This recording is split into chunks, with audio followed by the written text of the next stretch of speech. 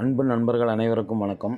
இந்த வீடியோவில் இன்றைய நிஃப்டி மூமெண்ட் மற்றும் நாளை நிஃப்டியின் சப்போர்ட் மற்றும் ரெசிஸ்டன்ஸ் மற்றும் இன்றைய ட்ரேடில் இண்டிகேட்டர் யூஸ் செய்து ப்ராஃபிட் எடுப்பதை பற்றியும் பார்ப்போம் நண்பர்களே. முதலில் இன்றைய நிஃப்டி மூமெண்ட் பற்றி பார்ப்போம்.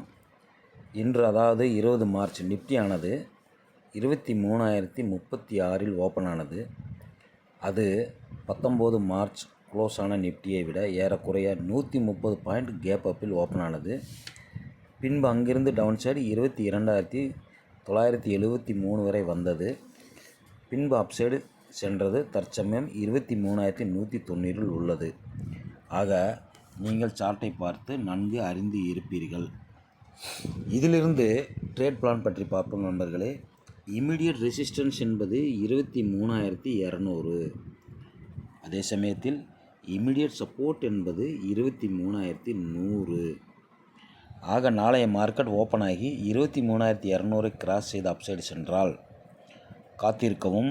அது 23,350 மற்றும் 23,400 வரை செல்ல வாய்ப்பு உள்ளது.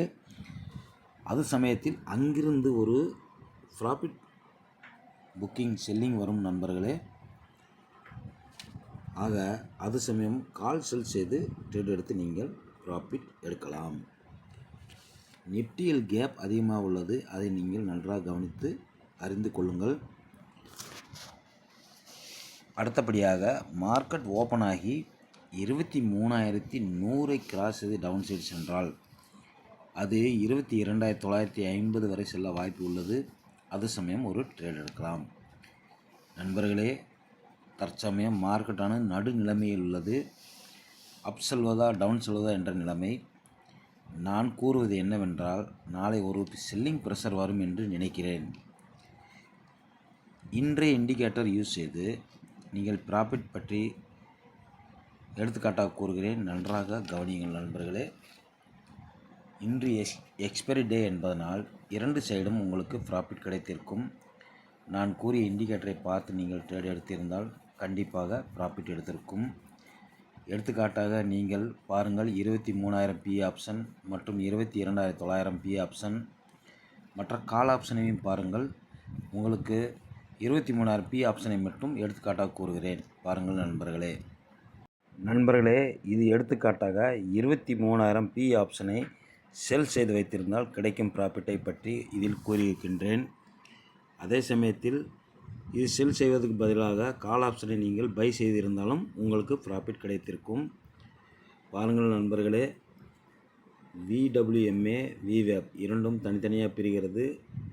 அதாவது VWMA என்பது டவுன் சைடு சென்று கொண்டு இருக்கிறது. இதுபோன்று நீ எந்த ஆப்ஷனிலும் பார்த்தாலும் டவுன் சைடு சென்றால் அது சமயம் நீங்கள் ட்ரேட் எடுத்து ப்ராஃபிட் அடையலாம். இதுபோன்று நான் பல வீடியோக்கள் போட்டிருக்கின்றேன். ஆனால் நீங்கள் சரியாக அதை கவனித்து பார்ப்பதில் என்று நான் நினைக்கின்றேன். எனது வீடியோவின் வியூஸ் ஆனது குறைந்து கொண்டே வருகிறது. எதற்காக என்று எனக்கு தெரியவில்லை. அதே போன்று நீங்கள் ஏதேனும் அறிய வேண்டுமென்றால் கமெண்ட் செக்ஷனில் கூறவும். எனது வீடியோ பிடித்திருந்தால் லைக் செய்யும் நண்பர்களே. நன்றி நண்பர்களே.